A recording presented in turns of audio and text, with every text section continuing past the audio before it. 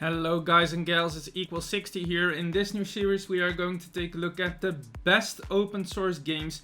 And don't think that open source equals bad games, because there are a lot of games that are actually pretty good and we are going to take a look at them. Today we start with Zero AD. The developers state on their website that you must gather the resources you need to raise a military force and dominate your enemies.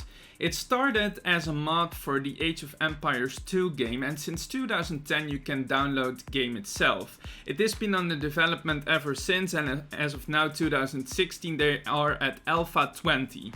So the game is not fully released yet, but we can already take a look at the basic features that the game will cover. In the single player match setup, we can adjust the settings for the map and for the players. Under select map, we can choose a template to our liking. Once we have found a map that we like, we can adjust the map size.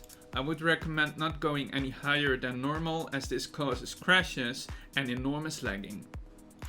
Under more options, we can adjust the settings like population, victory conditions, game speed, and we can disable the fog of war, which is enabled by default. In this pane here, we can adjust the settings for both us as a player and the opponent. If you select more than 2 players, you can go up to 8. Then you can adjust the settings here for them as well. Under the gear here, you can select the AI configuration. So how difficult is the opponent? I'm gonna leave it at sandbox now. So if you want to adjust these settings, you can set it to very hard, and the multiplier is explained here.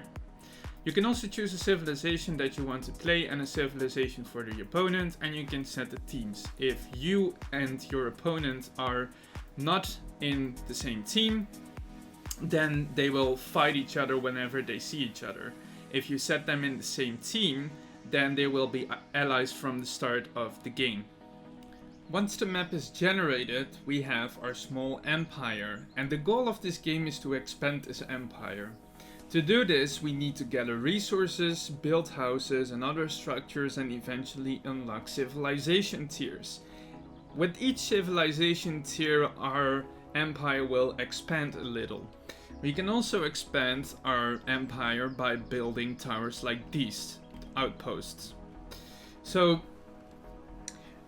to gather resources, we select a few civilians and right click on a resource and they will gather the resource. We can build soldiers from our civic center and just click on the soldiers here and they will be generated. You can right click to adjust the spawning point.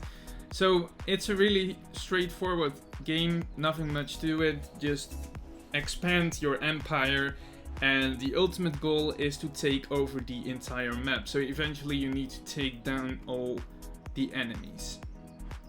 In this case I'm allied, so it means that basically the Romans can use my resources, I can use their resources, and eventually I need to take them down to take over the map.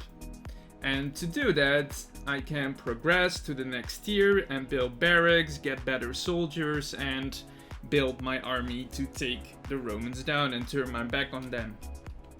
The graphics options in this game are pretty extended. We can select post-processing, graphics quality, shadows, silhouettes, particles, water effects, and even disable the sky if needed. We can enable VSync and limit the FPS in menus. We can also select the windowed mode and the background pause. In the right pane here we can adjust the sound effects. So if we take a close look, you'll see that the graphics close by are a bit the same as in Anno and Age of Empires. I use the X and E keys to turn around the objects, and it's especially useful if you want to follow your citizens and soldiers and just watch what they're doing while they're gathering your resources or doing other work for you. So yeah, overall this game is pretty nice. It's well developed, though it's still in alpha.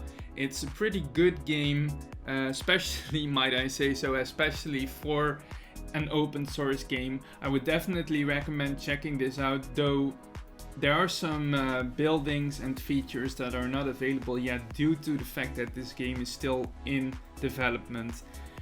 Once this game is fully out with all the features, I will review it once again and just see what kind of features are new and tell you guys what to expect eventually from this game.